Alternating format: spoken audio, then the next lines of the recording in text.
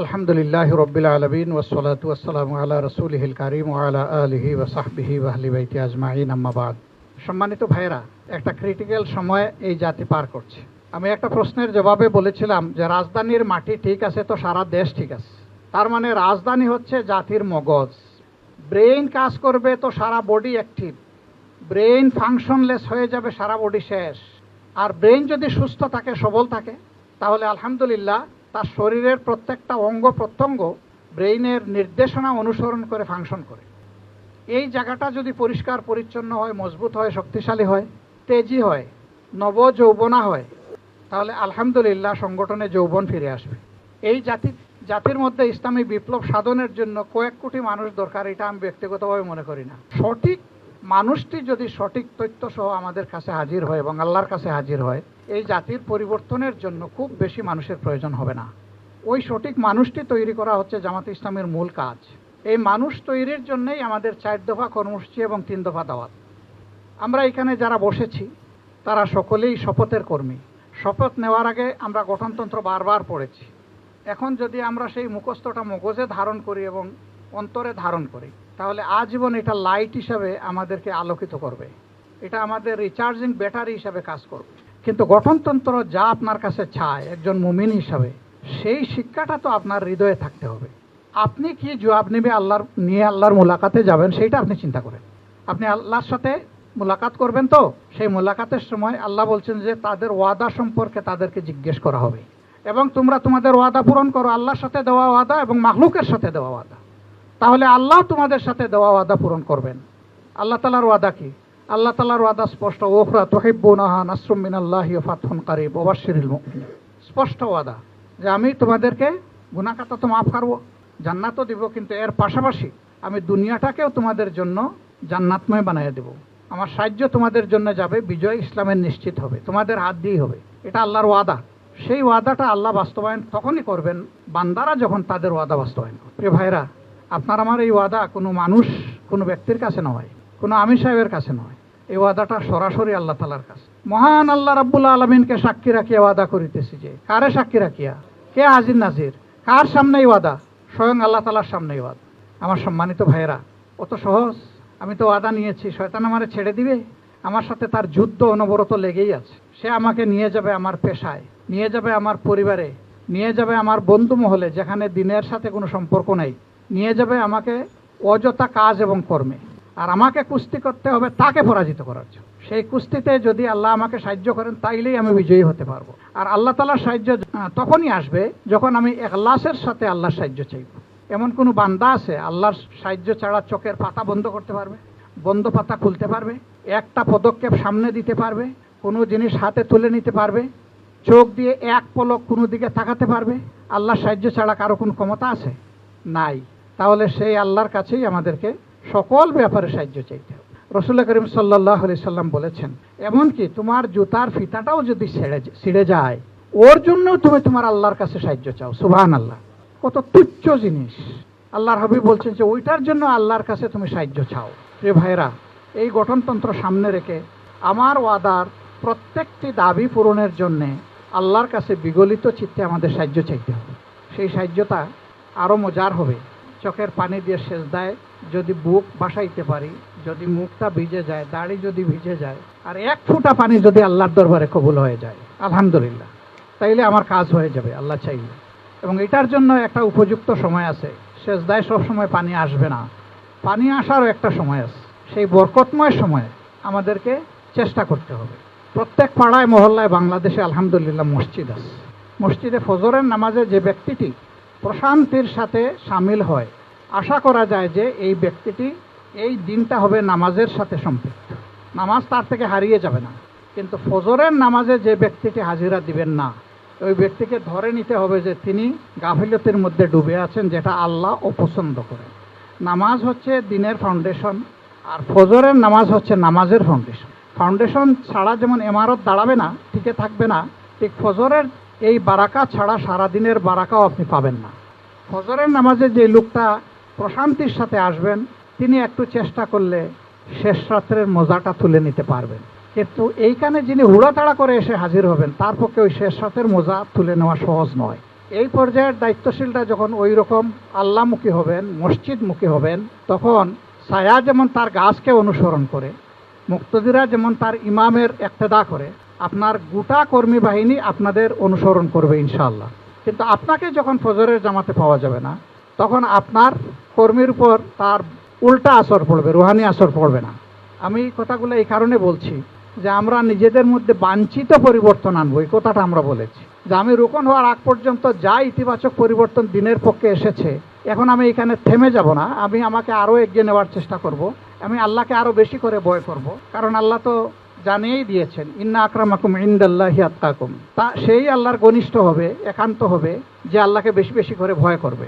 তা আমার মধ্যে সেই ভয়ের চর্চা হবে, আমি যাতে আল্লাহকে বেশি করে ভয় করতে পারি। আমার রুজিতে হাত দেওয়ার সময় আমি বিবেককে প্রশ্ন করব, আমি যে টাকাটা নিচ্ছি, আমি চাকরিজীবী হতে পারি, আমি চাকরির হক আদায় করে নিচ্ছি কিনা, আমি একজন চিকিৎসক হতে পারি, আমি আমার রোগীর হক আদায় করে নিচ্ছি কিনা, আল্লাহকে ভয় করে নিচ্ছি কিনা, আমি একজন আইনজীবী হতে পারি, আমার হাতে টাকা আমি চাইলে নিতে পারবো, আমি সেই হকটুকুর দিকে খেয়াল রাখছি কিনা এবং আল্লাহকে ভয় করছি কিনা, আমি একজন ব্যবসায়ী হতে পারি, আমার ব্যবসার মেজারমেন্টের মানদণ্ড ঠিক আছে কিনা, কোয়ালিটি যা বলছি এটা আমার জানা মতো নিশ্চিত আছে কিনা। এই বিষয়গুলো কয়েকটা মাত্র উদাহরণ দিলাম। এই বিষয়গুলো সামনে রেখে যারা নিজেদের দায়িত্ব পালন করবেন, আল্লাহ তাদেরকে তাকওয়ার দিকে সাহায্য করবেন এবং তার আসর অবশ্যই সংগঠনে নয়, শুধু সমাজেও পড়বে।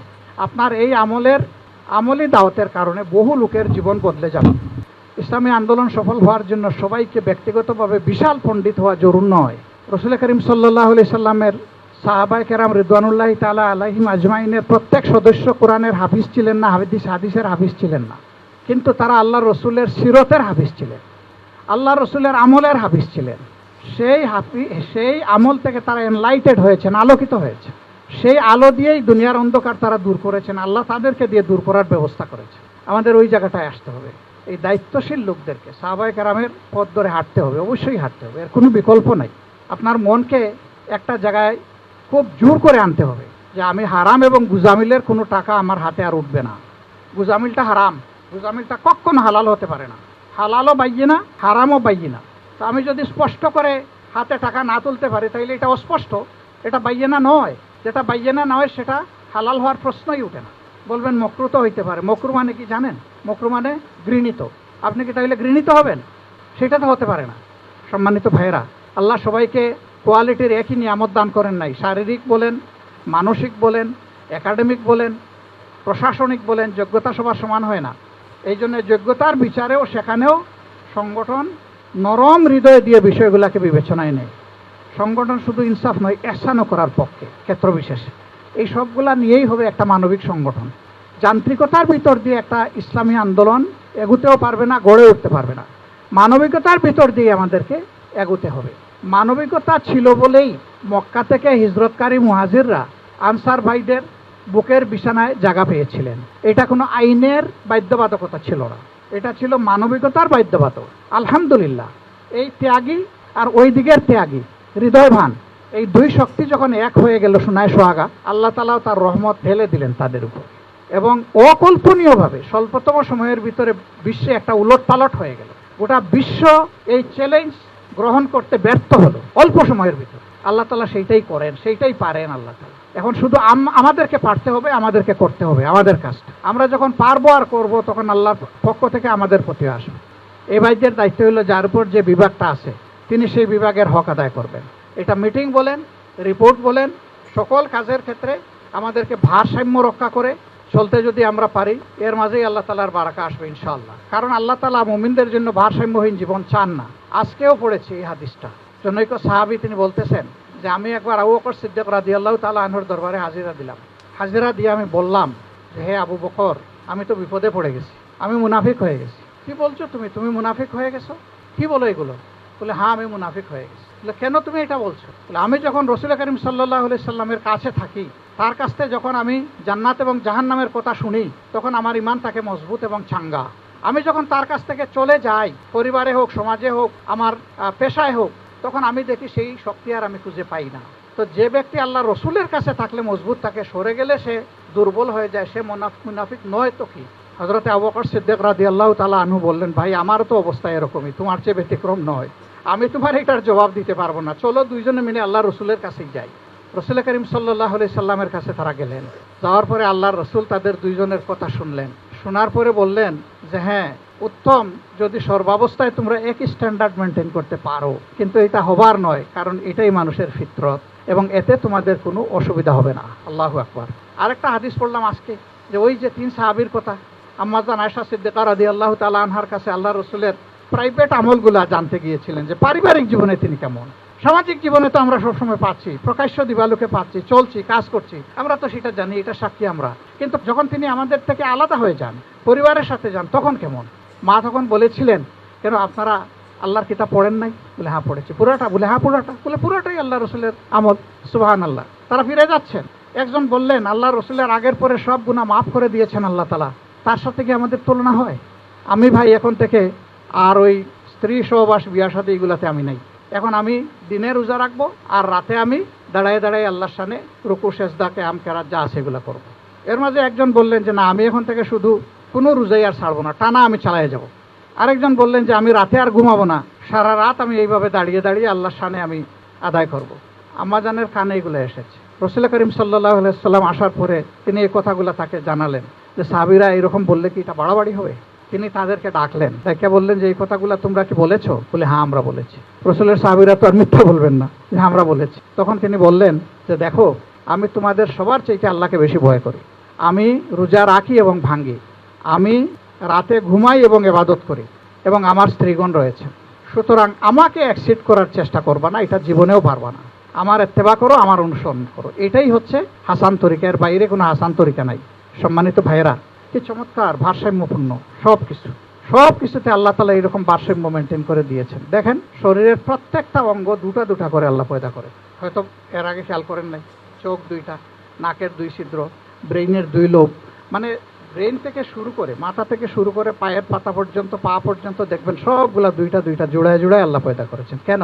ওই জোড়া হলেই ভারসাম্য হয়, সকল ক্ষেত্রের ভারসাম্য। ইদানিং কেউ কেউ বলেন যে আল্লাহ 2টা করে অঙ্গ দিয়েছেন, যে কোনো কোনো অঙ্গ প্রয়োজনে যাতে একটা দিয়ে নিজেরটা চলে, আরেকটা দিয়ে অন্যকে সাহায্য করা যায়। আমি ওই বিতর্কে যাচ্ছি না, কিন্তু আল্লাহ তাআলা সকল ক্ষেত্রে নিজে ভারসাম্যের ফিতরত দিয়ে মানব জাতিকে এবং তার সৃষ্টিকে পয়দা করেছে। সেই ভারসাম্যে কোনো ধরনের তারতম্য ঘটলেই দুনিয়ায় বিপর্যয় অনিবার্য। এটা পারিবারিক জীবনে হোক আর এটা রাষ্ট্রীয় জীবনে হোক। তো এই ক্ষেত্রে আমাদেরকে ভারসাম্যপূর্ণ জীবনের দিকে ফিরে আসতে হবে। এর অর্থ এটা নয় যে এখন থেকে আমরা ওই রোপণ হওয়ার জন্য 90 ঘন্টা সময় দিতে হয়, কাটায় কাটায় মাফিয়া, যেহেতু সংগঠন এটা ঠিক করছে যে এটাই ভারসাম্য, এর উপরে আমি উঠবো না। এর অর্থ এটা নয় রে ভাই। সবার ভারসাম্য সমান নয়, সবার ক্যাপাসিটি সমান নয়, সবার সুযোগও সমান নয়।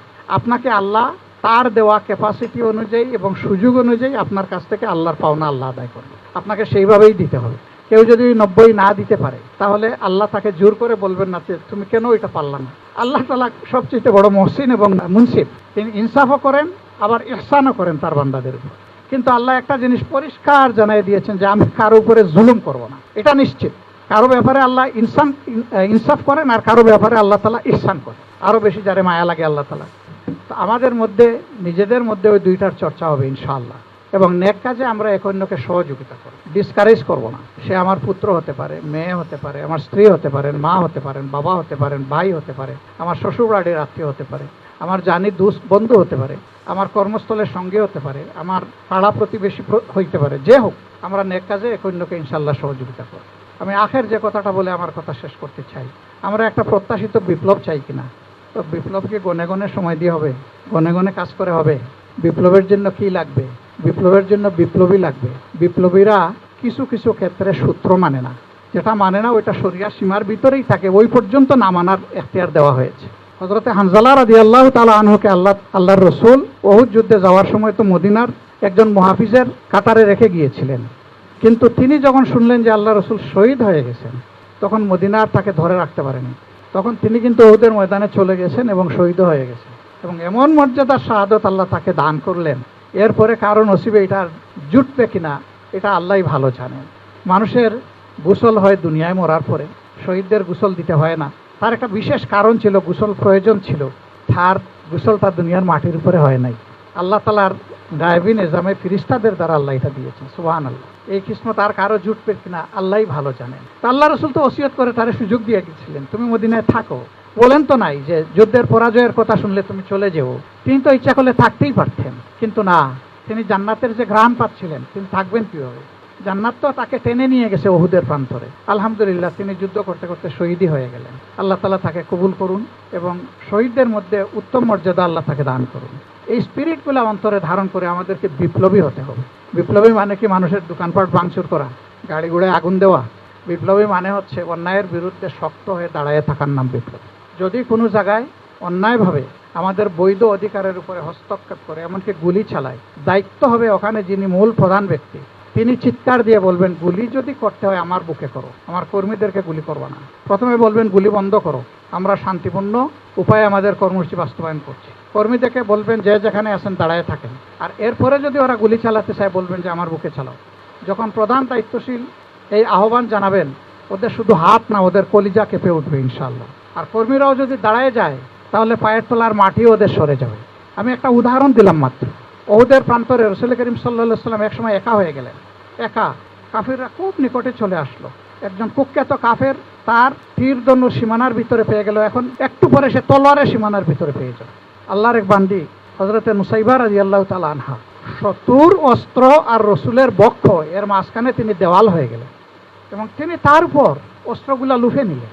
সম্মানিত ভাইয়েরা, আমরা বিশ্বাস করি আমাদের দায়িত্বশীলদের প্রতি আমাদের কর্মীদের মায়া, মহব্বত, আনুগত্যের কোনো কমতি নাই, কিন্তু দায়িত্বশীলদেরকে এই মর্যাদার জায়গাটার মর্যাদা করতে হবে। এই মর্যাদাপূর্ণ জায়গার সম্মান দায়িত্বশীলদেরকে রাখতে হবে। যে দায়িত্বশীল এটা রাখতে পারবেন না, তিনি তার নিজের এবং সংগঠনের ক্ষতির জন্য যথেষ্ট। আমি একটা দানবীয় শক্তির বিরুদ্ধে, আল্লাহ তাআলা রুহানি বলে নিজেদের অন্তরকে বলিয়ান করার জন্য আপনাদের প্রতি উদাত্ত আহ্বান জানাচ্ছি। এর জন্য প্রয়োজন কোরআনের গভীর অধ্যয়ন, প্রয়োজন আল্লাহর রসুলের হাদিসের গভীর অধ্যয়ন, মৌলিক ইসলামী সাহিত্যগুলো বেশি করে পড়া এবং বুঝার চেষ্টা করা, আর এর সাথে সাথে নিজের আমলকে মিলাইয়া নেওয়া, যেখানে আমলের অসঙ্গতি আছে দূর করা এবং আল্লাহর দিকে বেশি করে ঝুঁকে পড়া, রুজু হয়ে যাওয়া। ইনশাআল্লাহ এই জাতির মুক্তি আসবে। এই জাতির হয়তোবা প্রসব বেদনা বেশি দূরে নয়, হয়তো খুব নিকটে। প্রসব বেদনা খুব কষ্টের জানি, আল্লাহ যেন সেই কষ্টের জন্য আমাদেরকে তৈরিও করেন এবং সহ্য করার তৌফিকও আমাদেরকে দান করেন। আর এরপরে যেন এই জাতির দুনিয়া আখিরাতের মুক্তিটা আল্লাহ নিশ্চিত করে দেয়। আমাদের এই অবস্থার জন্য আমরাই দায়ী। আমরা আল্লাহ তাআলার কাছে নতশিরে নিজের দায় স্বীকার করে আমরা তওবা করছি। আস্তাগফিরুল্লাহ, ইন্নাল্লাহা গফুরুর রহিম। আস্তাগফিরুল্লাহ আল্লাযী লা ইলাহা ইল্লা আনহু আস্তাগফিরুকা ওয়া আতুবু ইলাইহি। আমরা আল্লাহ তাআলার দরবারে আমরা তওবা করছি, আল্লাহ আমাদের তওবা কবুল করুন। এটা মুখের তওবা নয়, এটা আমাদের বুকের তওবা। সম্মানিত ভাইয়েরা, আমি সবচেয়ে বড় গুনাহগার। আমি বিশ্বাস করি আমার প্রতিটি ভাইয়ের নেক আমল আমার চেয়ে ভালো এবং আল্লাহর সে আমার চেয়ে প্রিয়। আমার জন্য বুক ভরে আপনারা দোয়া করবেন, অসঙ্গত কোনো কাজ যেন আমি না করি। আর যদি কিছু আমার ভুলের জন্য, দুর্বলতার জন্য হয়ে যায়, আল্লাহ যেন সাথে সাথে আমাকে সংশোধনের ব্যবস্থা করেন। অন্য ভাইয়ের 10টা বড় ভুলে যে না ক্ষতি হবে, আমার একটা ছোট ভুলের কারণে এর চেয়ে বড় ক্ষতি হয়ে যেতে পারে। আল্লাহ যেন আমাকে হেফাজত করে, আমার মগজকে হেফাজত করে, আমার জেহেনকে হেফাজত করে, আমার কলবকে হেফাজত করে। আর বডিটা তো আল্লাহর জন্য দেওয়াই আছে, আল্লাহ যেভাবে পছন্দ করে। আপনাদের জন্য দোয়া করি, আল্লাহ তাআলা এই কাঙ্ক্ষিত বিপ্লবের এক একজন সেনাপতি হওয়ার তৌফিক আপনাদেরকে দান করুন। এক একজন সেনাপতি হিসেবে আপনাদেরকে কবুল করুন এবং আপনাদের তৎপরতার মাধ্যমে এই মহানগরীকে একটি আদর্শ মহানগরী হিসাবে, ইসলামের একটি বলিষ্ঠ দুর্জয় ঘাঁটি হিসাবে আল্লাহ তাআলা আমাদেরকে হাদিয়া হিসাবে দান করুন। সুবহানাকাল্লাহুম্মা ওয়া বিহামদিকা আশহাদু আল্লা ইলাহা ইল্লা আনতা আস্তাগফিরুকা ওয়া আতুবু ইলাইক। আসসালামু আলাইকুম ওয়া রাহমাতুল্লাহ।